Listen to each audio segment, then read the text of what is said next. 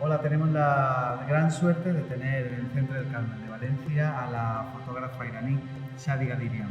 En esta exposición, que es una retrospectiva, se incluyen todas sus series hasta ahora y un vídeo inédito no solo en España, sino también en Europa, solo se ha visto 2 veces, y muestra algo más allá de lo que es la mera situación de la mujer en Irán, una desconocida para nosotros, pero desde luego que tenemos que saber que todos sus problemas son universales. Espero que vengáis y disfrutéis de este medio centenar de fotografías que en exclusiva están en España.